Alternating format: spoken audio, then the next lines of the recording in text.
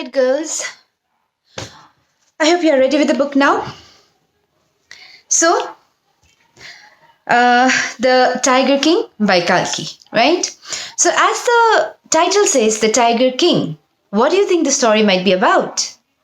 Think. Yeah, must be about a tiger, must be about a king, also, right? So, before we start this story, I'll just give you this gist of what the story is, all right? So, in this story, there's a king, and this king was as brave as the tiger. We all know that the tiger are very brave, they're very proud, they're very honored, right? So in this story also there's a king who is very honored, who is very proud, who is very brave, but something happens, right? Something happens to him. So let's see what happens. And before you read, there's something given in the book. It says, what is the general attitude of human beings towards wild animals? So, when we talk about wild animals, right, the thought of wild animal itself is so scary. Eh? Suppose you encounter with a tiger or a bear. What will you do? Will you go and hug that tiger or a bear or any wild animal, or you run away from there, right? So that's natural. When we meet or when we encounter with a wild animal, we tend to run away from there. We might faint also, right? So that is what the author says here, right? What are the general attitude of human being towards wild animal? General attitude is what? We feel very scared. We try to run away from them. All those things, right? So let us begin with the story. I'll read the story. You please look at the book. The Maharaja of Pratibandhapuram is the hero of this story. So it's written in a very simple language, right? The Maharaja of Pratibandhapuram is the hero of this story. He may be identified as His Highness, right? He may be known as His Highness Jamedar General or Khiladar Major or Satta Vayagra Samahari or Maharaja Dhiraja Visva Bhuvana Samrat, Sir Jilani Jang Jang Bahadur, MAD, ACTC or CRCK. Right? So this one Maharaja of Pratibandhapuram is the hero of the story, and he is known by all these names. But this name is often shortened to the Tiger King. So he was, very famously known as the Tiger King. All right. I have come forward to tell you why he came to be known as the Tiger King. So this Maharaja of Pratibandhapuram was known by so many other names, right? So many names. But these all names was often shortened, or he was famously known as the Tiger King. And here the author tells us how he was come to be known as the Tiger King. All right.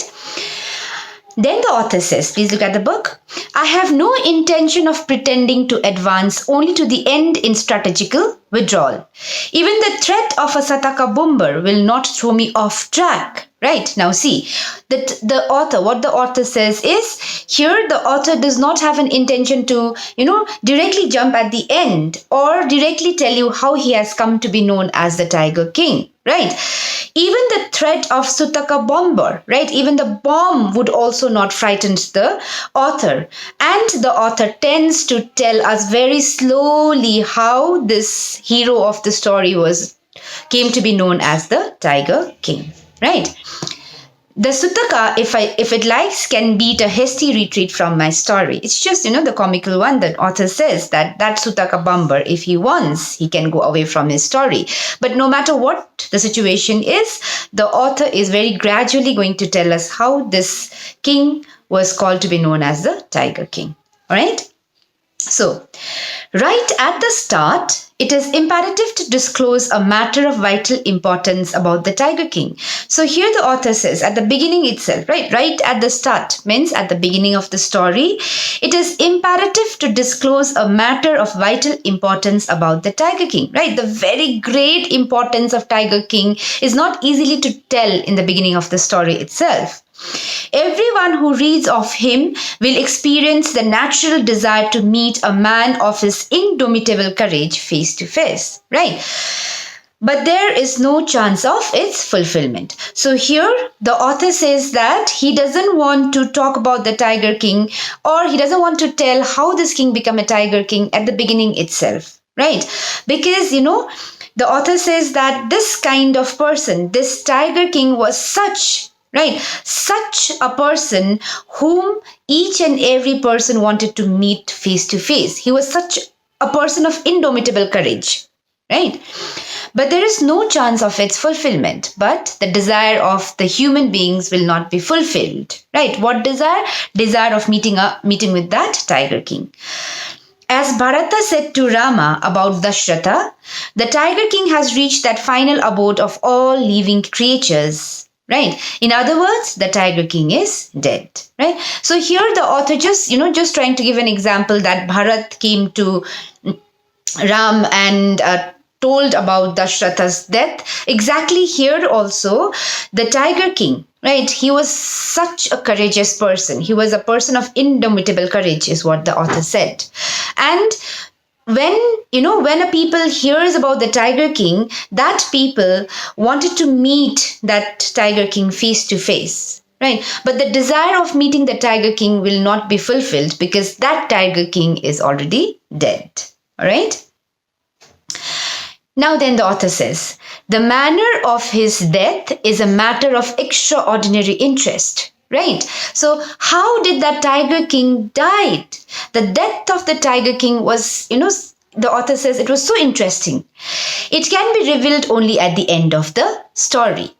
The most fantastic aspect of his demise was that as soon as he was born, astrologer had foretold that one day the Tiger King would actually have to die. Right. Now see in the stanza, the author says, the manner of his death was very interesting. Right. And how it was so interesting is because the astrologers had already predicted the future of the Tiger King. And the future was what? That this Tiger King would one day actually die. Right. Now, just see how, very funny.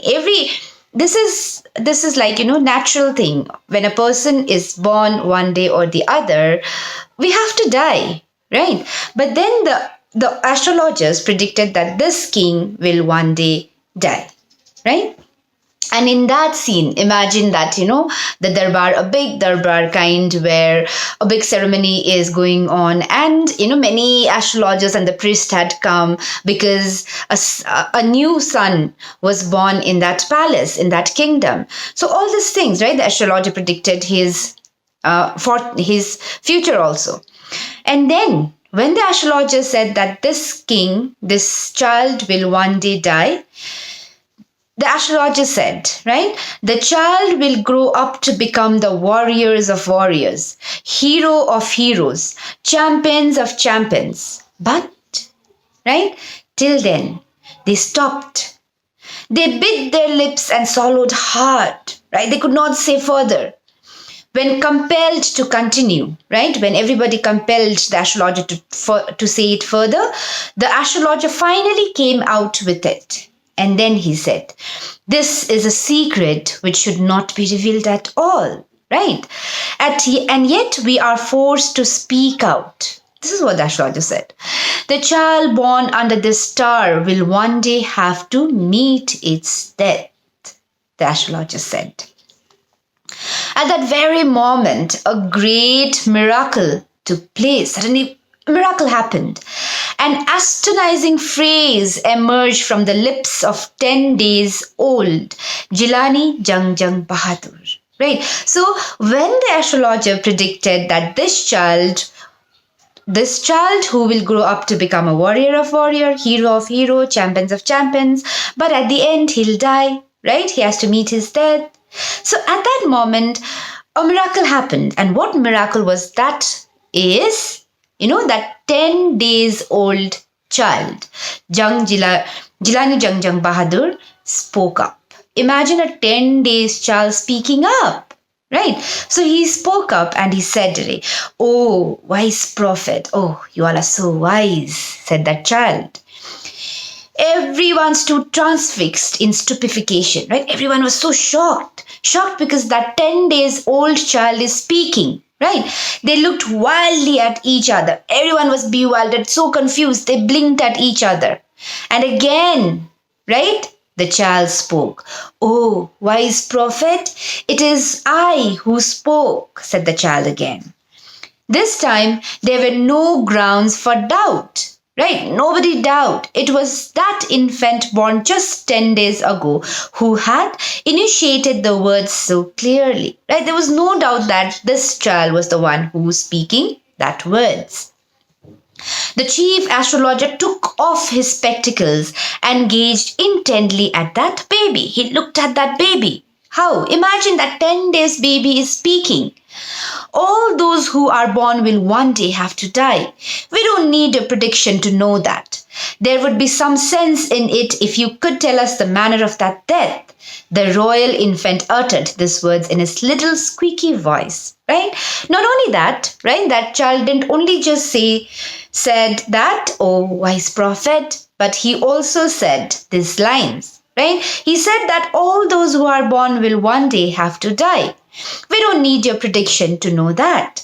There would be some sense in it if you would tell us the manner of the death, right? The chief astrologer now placed his finger on his nose in wonder, right? How could a 10 days child speak? The astrologer was wondering. A baby, barely 10 days old, opens its lip in speech. Not only that, it also raises intelligent questions, right? This 10 days baby is not just speaking, but he's asking intelligent questions also. Incredible!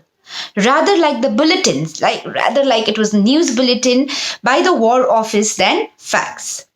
The chief astrologer took his finger off his nose and fixed his eyes upon the little prince again, right? The astrologer now, he was just thinking, and then he looked at the prince.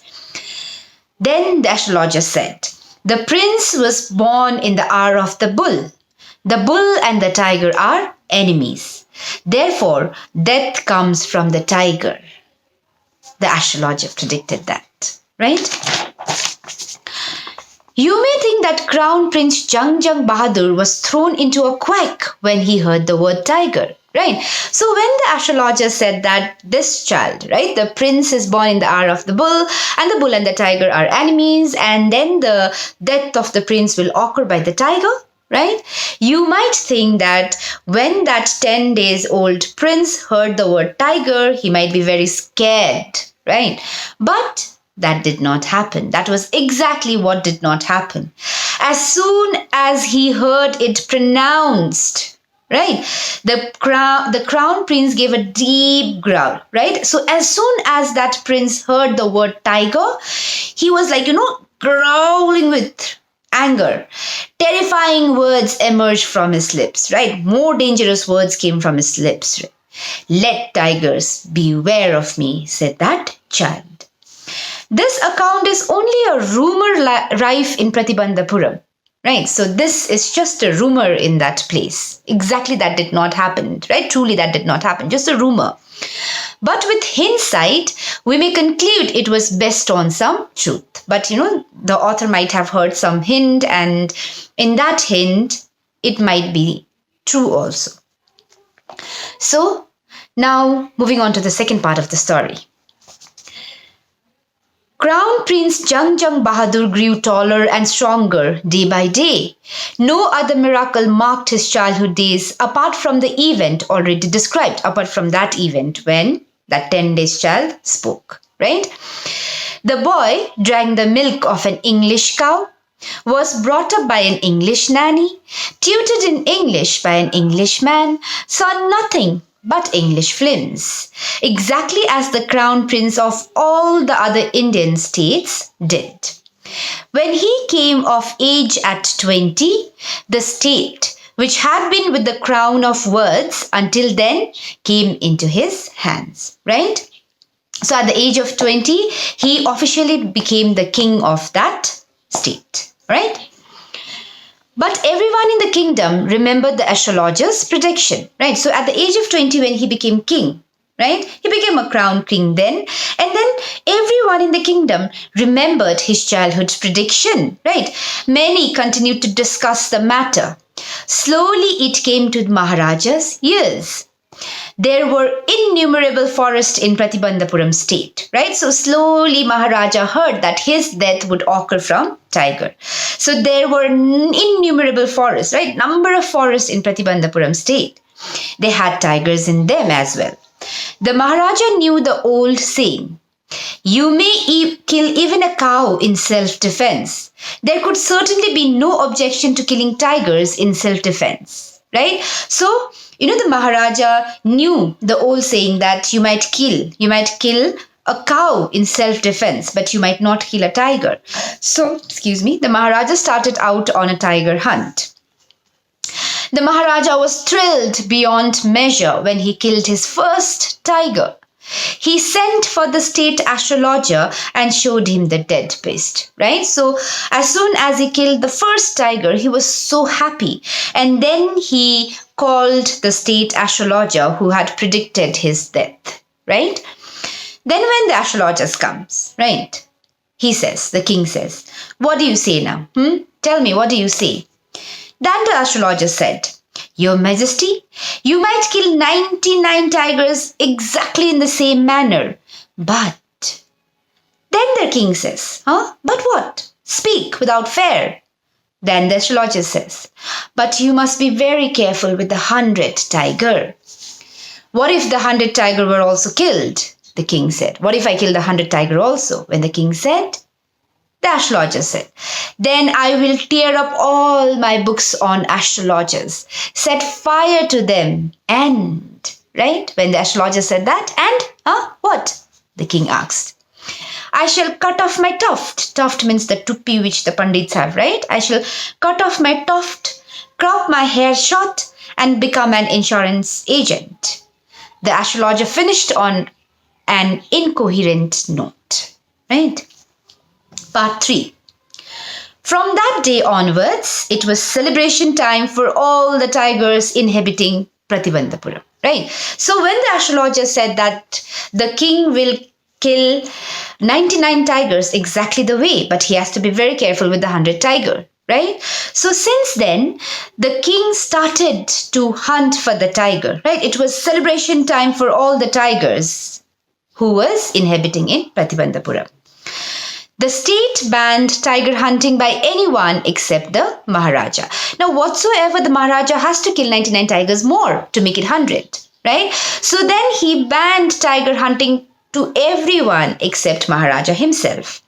A proclamation was issued to the effect that if anyone dared to flinch so much as a stone at a tiger, all his wealth and property would be confiscated, right? So, this Maharaja, first he said that he banned tiger hunting to others, right? Secondly, he issued a proclamation telling that if anyone would dare to throw even a stone at the tiger, their property will be confiscated. All right. The Maharaja then vowed he would attend to all other matters only after killing the 100 tigers. Initially, the king seemed well set to realize his ambition. Right? Initially, he was killing the tiger. He was going on and killing on the tigers. Not that he faced no dangers, right? While hunting the tigers, it was not that he did not face any danger. There were times when the bullet missed its mark. The tiger leapt upon him and he fought the tiger with his bare hands, right? Each time it was the Maharaja who won that, right? Who won the fight between the tiger and the Maharaja. At another time, he was in danger of losing his throne also, right? Once what happened, right? There was danger when he was hunting a tiger at first, like he used to fight with the tiger barehanded also. And then secondly, what happened is like once he was in a danger of losing his throne also. What happened was a high-ranking British officer visited Pratibandhapuram. He was very fond of hunting tiger, but the Maharaja had banned hunting tiger for others. So what happened was, and he was fonder of being photographed with the tiger he had shot, right? So this British officer, once he had come to Pratibandhapuram to hunt the tiger and to take a photograph with that dead tiger. But since the tiger hunting was banned in Pratibandhapuram, right? He refused permission, okay? As usual, he wished to hunt tigers in Pratibandhapuram, right? So as usual, the British officer, he wanted to hunt a tiger in Pratibandhapuram.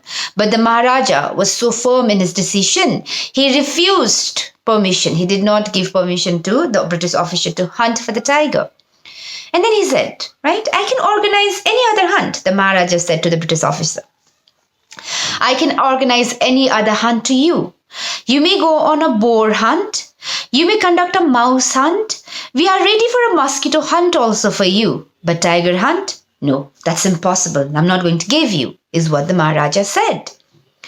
The British officer's secretary sent word to the Maharaja through the Diwan that the Durai himself did not have to kill the tiger. The Maharaja could do the actual killing. What was important to the Durai was a photograph of himself holding the gun and standing over the tiger's carcass. But the Maharaja would not agree even to this proposal. If he relented now, what would he do if other British officers turned up for tiger hunts? Right. So in this paragraph, right, what does the author says is, right, when this Maharaja had banned tiger hunting in Pratibandhapuram, the British officer who had come to hunt the tiger, right, he was not allowed to hunt the tiger. And so the British officer sent words to Maharaja through Diwan. And the British officer just said that, the Maharaja could himself hunt the tiger. The only thing the British officer wanted was to take a photograph with the dead tiger holding his gun up. But then Maharaja did not give permission for that as well, right? Because the Maharaja thought that if he said yes now, what if the other officers also comes, right? Because he prevented a British officer from fulfilling his desire, the Maharaja now stood in danger of losing his kingdom itself. The Maharaja and the Diwan held deliberation over this issue. So now when Maharaja said no to British officer, the Maharaja was in a danger of losing his throne. So the Maharaja and Diwan, they sat together and discussed the matter. As a result, a telegram was dispatched forthwith to a famous British company of jewelers in Calcutta. So the Maharaja and Diwan, they sat together, discussed the matter, and finally they decided to send a telegram to a British company of jewelers in Calcutta. Then what was written in that telegram was to send samples of expensive diamond rings of different designs. So then after that, some 50 rings, right, arrived from Calcutta. The Maharaja sent the whole lot to the British officer's good lady. The king and the minister expected the Duraisani to choose 1 or 2 rings and send the rest back. Within no time at all, the Duraisani sent her reply. Thank you very much for your gift. Right? So what happened here is when the Maharaja was in a danger of losing his throne, right? His throne, right? The Maharaja now decided to take another chance, right? He thought of, what do you call that? Pleasing the wife of the British officer. Right. So what did he do is he asked for expensive diamond rings from the British company of Calcutta, and they sent some 50 rings. Right. The Maharaja also sent all those 50 rings to the wife of British officer, and the Maharaja expected that the wife of British officer would select 2-3 and send it back. But instead of that, right, she kept, the Duraisani, the British officer's wife, kept all the 50 rings and sent a reply saying, thank you. Right? In 2 days, a bill for 3 lakh of rupees came from the British jewelers. Okay, so the wife of the British officer had kept all the 50 rings, diamond rings. And then the bill was 3 lakh of rupees. But the Maharaja was happy that though he had lost 3 lakh of rupees, he had managed to keep his kingdom safe. All right.